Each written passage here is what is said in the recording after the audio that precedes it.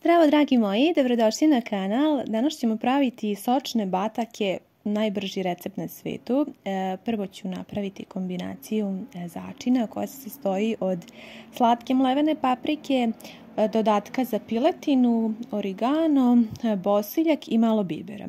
Ukoliko nemate ovaj miks mlevene paprike za piletinu, samo malo posolite i to će biti sasvim dovoljno. Ja nisam dodavala so zato što je taj začin slan.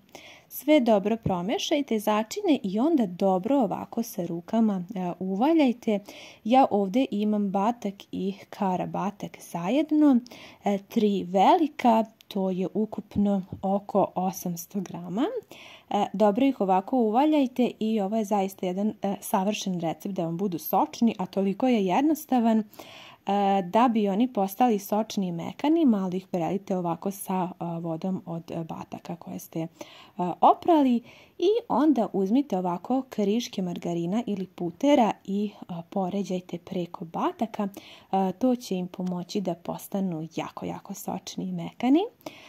Ovdje sam imala 4 mlada krompira, iseckala sam ih na sitne kockice. Malo sam posolila i dodala malo suvog peršuna, pa ću sad sve ovako dobro da promešam i odgore ću da prelijem sasvim malo ulja preko krompira.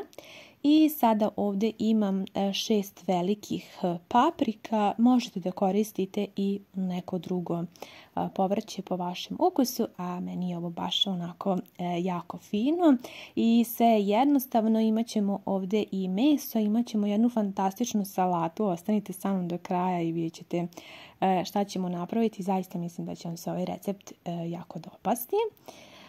Sada ovako malo sipajte i ulja preko paprike i za sam kraj uzmite malo vode i prelite preko krompira, paprika i preko mesa, zato što ćemo meso peći u rerni na 200 stepeni Celzijusovih, pa da bude i ostane sočno.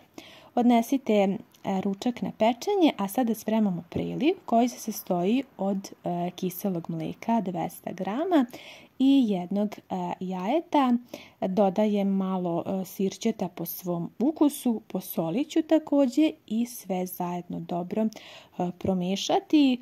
Ovaj umak možete ostaviti u frižider sa strane. Dok ga ne upotrebimo, nakon 30 minuta izvadite tepsiju iz rerne i sve preokrenite na drugu stranu.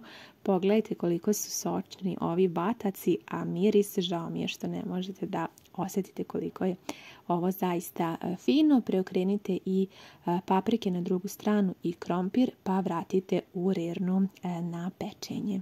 Nakon još 30 minuta druga strana paprika se također ispekla i sada sam izvadila paprike i dobro ću ih prvo ovako oljuštiti. Kada kupite ovako malo deblje paprike i pečete ih u rerni, onda je to zaista super jer ih veoma lako možete očistiti.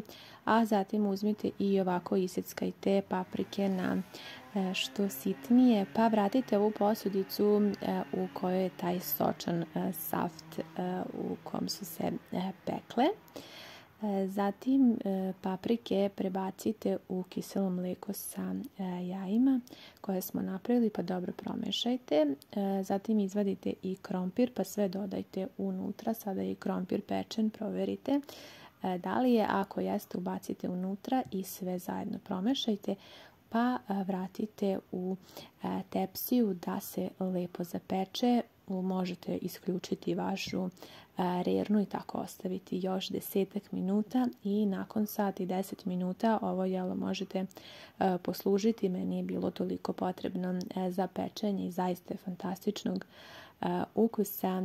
Ova nesvakidašnja salata od krompira i paprike u kiselom mleku je zaista jako ukusna i zaista odličan prilog, posebno ovako uz neko meso, u ovom slučaju batake koji su toliko sočni da ja zaista od sveg srca predlažem da isprobate, jer mislim da ćete zaista uživati što u ukusu, što u brzini pripreme, a mi prelazimo na drugi još brži recept. Danas vam dajem jednu super ideju za super brzi ručak iz rerne. Ovdje sam, kao što vidite, sipala malo ulja, a sada sam dodala i malo soja sosa. Zatim dodajem jednu kašiku suvog začina, odnosno vegete, i od suvog začina dodajem još i malo bosiljka. Zatim dodajem i malo origana. I na samom kraju dodajem i malo bibera. Naravno, vi dodajte ono što vi volite, one začine koje vi volite u jelu. Sada ću sve ovako dobro promešati da se sjedine. A zatim sam ovdje spremila 4 velika krompira. To je otprilike 1 kg krompira.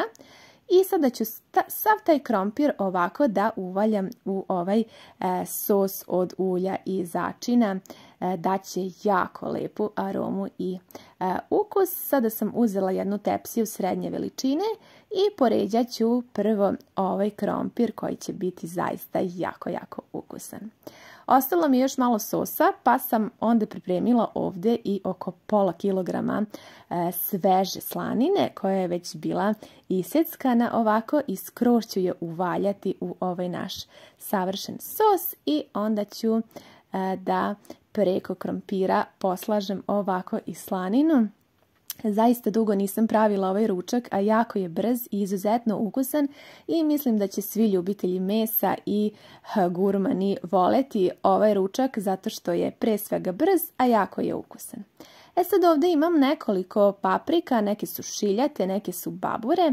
Ja ću ih ovako poređati preko mesa i krompira. One će pustiti naravno svoju aromu i ukus pa će dodatno jelo biti finije. Malo ću još pouljiti i na kraju dodajem par kašika vode. Ovo uvek radim kada pečem nešto u rerni da mi se meso i krompir ne bi zalepilo za tepsiju.